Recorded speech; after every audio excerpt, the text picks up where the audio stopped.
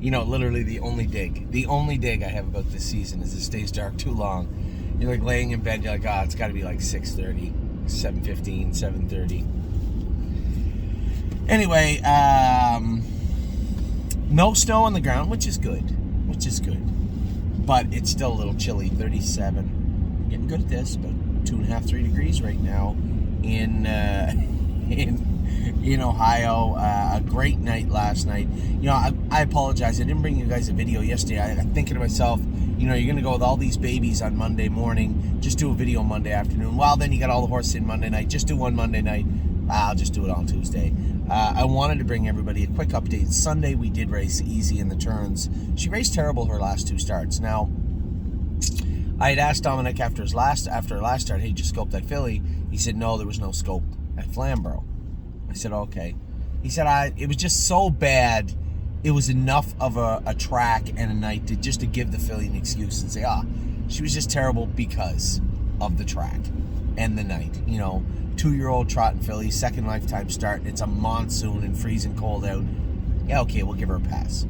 But it was muddy again the other night, not as bad, but muddy, and raced terrible again. So Dominic texted me, he goes, hey, I want to scope that filly. I said, yeah, absolutely, 100% scope the filly. Text me back, he said 3 out of 5, 3.5 out of 5 for blood. So quite a bit of blood there. Not really sure why, but it happens. So we are going to go ahead and put her on the Lasix program. I just don't see any way around that. I mean, my end game when we're talking about, you'll hear me a number of times say, scope with a little bit, just a couple of flecks of blood. Does that mean that you can change the way that you work the horse, the way that you treat the horse heading into the week? A lot of the horses are on a lot of these herbal supplements, Step Up and things like that. You guys probably heard those names if you're horse people. But can that mitigate the bleeding? And many times the answer is yes, but when you're talking about 3, 3.5 out of 5, I would have to lean towards no. So Easy in the Turns has been entered in the Lasix program. She can't race this weekend, but she can race next weekend. I would think, and here's my take on it, just so you get a full view of everything. I would think that this didn't just happen overnight. Maybe she started bleeding a little bit when they started training her hard, and there's no real reason to scope that 2-year-old filly. It's not like you're going to train her at Mohawk and then rush her back to the barn, call the vet, and have the vet come scope her. And if she trained adequately, there'd be no reason to, right? We scope a lot of horses at the stable, but that wouldn't fall into the criteria of scoping. 2-year-old trotters about to make their first lifetime start would not be a skeptical situation to say, well, we should have scoped this horse. But in retrospect, I suspect this filly has been bleeding a little bit, and this has been compounding for a while. So I think you'll see quite a difference in Easy in the Turns next start, and then I think in the following starts, the next 2. Usually, for those of you that are even gamblers out there and you follow the horses, generally speaking, they're good their first start, but their second start on Lasix is usually when you see the biggest improvement in them. I don't know why. Maybe just that raced good, felt good. It obviously has to bother them when they bleed. Of course it does. That burning feeling when you're running, when you've run a long time, and then you can even taste some blood sometimes. Well, same type of thing for a horse. So to not go through that experience that second time around, I guess, would be the reason that you see improvements. So Easy in the Turns, I suspect, I thought after watching those last 2 races that this video or a video about her would be not this way. It would be more like, yeah, we got to move this filly. But looking at what all the information I have and watching her race, her gait looked fine to me. It looked like exactly what we saw in the scope. She went until she couldn't. Pretty hard to blame her for that. So Easy in the Turns is on the Lasix program. Yesterday morning, I came into the barn. I went with a ton of horses. I told everybody this week they're all working hard, because come Sunday I want them on their bet. I don't need them to train. I don't need them to go fast, but I need them to look like they understand. So come Sunday, I want everybody in the right frame of mind. If there's any horses that are acting up or look like they need some help, I will be here all day and I can go with them. So I ended up going with like 10 or 11 horses yesterday. Really, I tell you who really impressed me, because I want to see those jumps forward. I want to see the horses that have been doing it wrong jump forward and now get back on track. And actually, once in a while, you'll see them get back on track, but then push forward. And wow, Memento Mori. I told you guys, we got one more Grand Old Chap is still struggling to catch his gait. It happens. Happens all the time. We've had it year after year. There's always one or two. And I keep going back to my old buddy Austral, who was horribly gated and really didn't do anything right, wore hobbles all winter long. I keep going back to him as our blueprint of relax, remember this guy. And there's a number of horses that fit into that mold. But Memento Mori yesterday, he certainly caught his gait. After going with him, I don't know of anybody, and this is so strange to say it because he took some while to gate. We did the right thing by castrating this guy, 1,000% for sure, because he would not do anything right. The first week we had him broke, and now to see him go out yesterday. And it's hard too, because when you're going by yourself and there's horses going around you training, coming at you jogging, their attention needs to be where they need to be more mature than they really actually are, right? They need to be focused, looking at the horse, but still focused on going straight. And Memento Mori was a different horse yesterday and looked very, very, very good. Who else did I go with yesterday? I went with She Sits at the Bar. She's good. I'm going to go with her again today. You can't ask more for the horses than they're able to give maturity-wise, right? And you always have to have that in your head. They did something wrong. Okay, it's December. It's nice if they don't. It's nice to have a horse like Memento Mori go from, man, what are we going to do? We got to get this guy going and up and gated, to zoom, straight ahead. It doesn't always work that way. So you have to always give them a wide berth also, and recognize that just because I want them to be perfect on December the 10th certainly doesn't mean that, one, they will, or certainly two, that they have to be. It just is a request, a soft request. So Captain is getting it now. He paced the whole way, but he still takes some time. Pelican Al paced the whole way again. It's gonna take time. What else to go with? I also trained Rito's lady. She's gonna qualify tomorrow. Jason Merriman's gonna get some work tomorrow. I felt like a tool. I didn't put him down to drive Halakai on Wednesday night. Now there's like a Christmas party thing a number of the horsemen are going to here, and I had said to Amy, Amy works her butt off. Again, she always puts herself in a role where she has to work herself, all day. She gets done at 2:00, and I know she likes it, but it takes its toll. Get up in the morning, get the kids out the door, go to the barn, get done at the barn, get back home, because the kids are going to be home in an hour. It's taxing, and we both we both enjoy the work, and obviously the love of the job is what keeps it stress free. But at the same token, it's a lot. So we don't know a lot of people over here. I know everybody. You say hello, how are you, how's your day going, whatever, but I don't really know a lot about anybody. So we were invited on this kind of little Christmas party thing, and decided to go. So Wednesday night, I'm not here. I got to drive Wednesday. We're racing our horses. I think I only have one horse in. Is it Kemp? No, it's Crantini.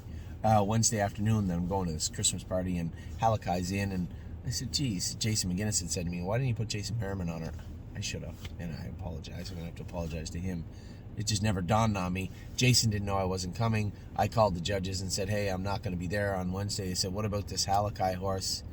And I'm like, usually I just say, hey, just text Jason, I don't know. And I said, it looks like Kurt Suggs available. I should have said Jason Merriman. So, my fault. He's in here slaving, and we're going to have him on some qualifiers tomorrow.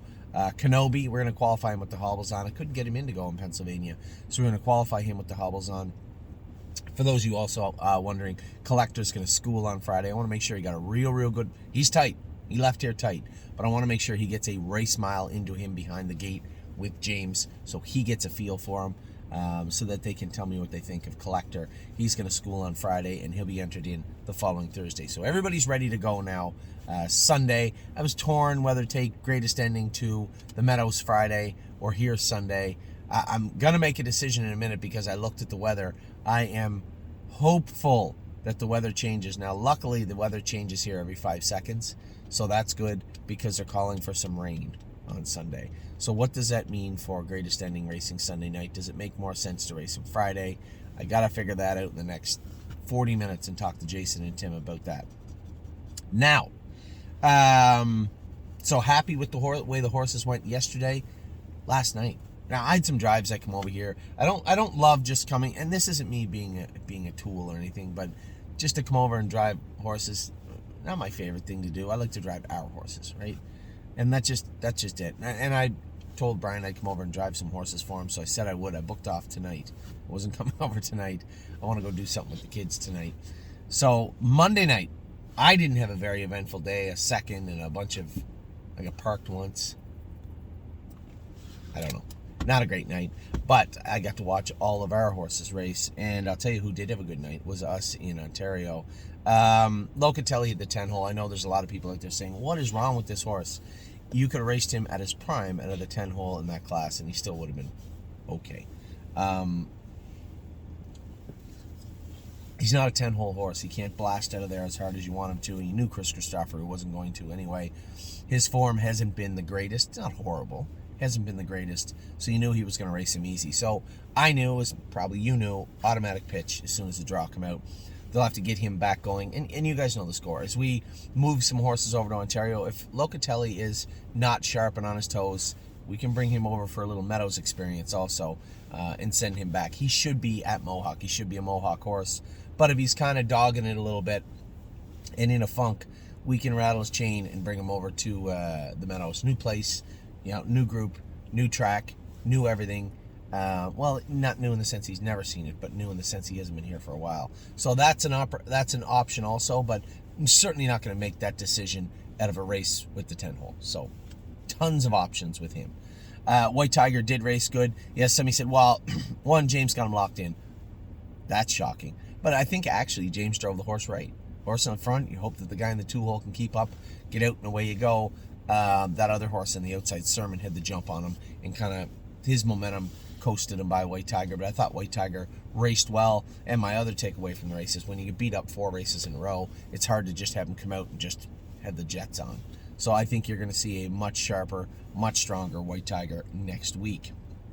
So that was the first one. Got to watch Per Lucky raced again. That Goomster's just he's a layover. He won the race easily. He was 1-5 or something. I was just glad they wrote the race. Trying to keep the open trotters in that jurisdiction. So, one, I was just glad they raced. They wrote the race, and 2, literally, Jim Eaton must be the devil. I'm literally talking about Per Lucky, and a text came in that said Per Lucky scoped sick last night. That's not shocking. He raced good, finished second, but that horse did beat him fair and square. But to have him beat him and then draw away was a little surprising. I'm like, whatever. But I literally, as I was just making this video, text him through the top of my screen and said, Jim said Per Lucky raced good, scoped pretty sick last night. So he's an older horse this time of year. He'll clean up pretty quick. So that's encouraging also. And then the last 2 of the night were very impressive. To watch All Gas No Brakes handle that class. My only concern with that class is they claimed the 7 horse out of there last night. Do they just put her back in there? Well, she could beat. I would think they would, but there's nothing saying for certain they would. So I don't know what they're gonna do with the mare, filly or mare, whatever it was, that was from the outside of Louis Philippe. I think she was 2nd or 3rd, and was claimed. If they don't put her back in, that class may not go next week. And you're only a horse or 2 missing out of that class. Does the guy that finished last put his horse back in? These are things that are weighing on me, because here's the question: if we don't get him in there, where do we race him?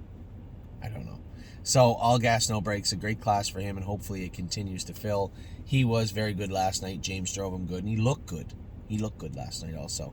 And then Carter Michael Dio, I was watching in the driver's room with the other drivers at Northfield. We were about to go out on the track.